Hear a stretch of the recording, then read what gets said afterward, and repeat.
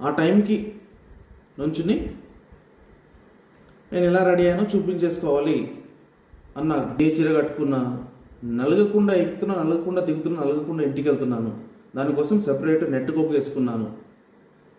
ఎలా చూపించాలి? ఇది చూపించాక మళ్ళీ నెక్స్ట్ వీక్ ఏం వేసుకొస్తుందా ఏమా అని వాళ్ళకి ఒక క్యూరియాసిటీ రావాలి.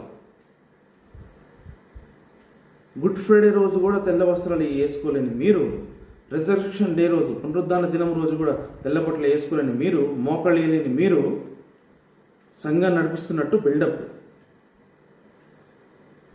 మీలాంటి వాళ్ళ వల్లే దేవునికి ఈరోజు చెడ్డ పేరు, అవమానం.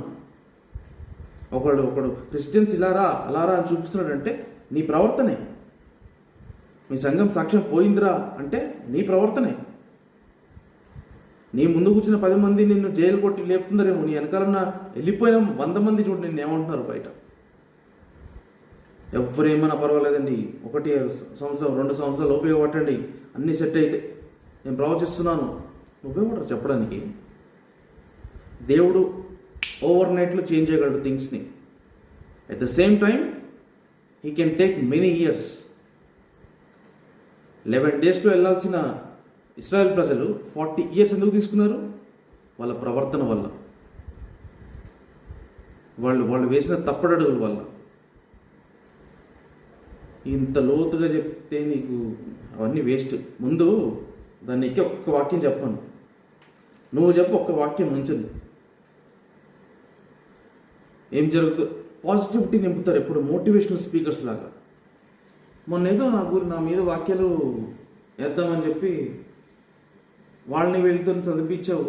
నువ్వే చదివి నువ్వే దాన్ని లోతుగా అర్థం చెప్పాల్సింది కదా కరెక్ట్గా. అమ్మో అవును కదా అని అనిపించాలి వినేవాళ్ళకి. తిరిగి నేను కంటిన్యూస్గా 4 వీడియోలు పెట్టాను దానికి.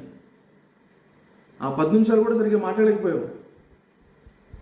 వాటర్ తాగేసావు. ఏది లైవ్ పెట్టాలో అదే పెట్టి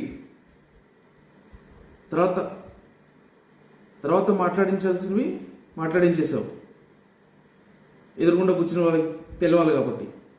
వాళ్ళు మాట్లాడిన దానికి నేను ఇంకా గట్టిగా స్పందించాను అనుకో, వచ్చేవాళ్ళు కూడా రారు కదా.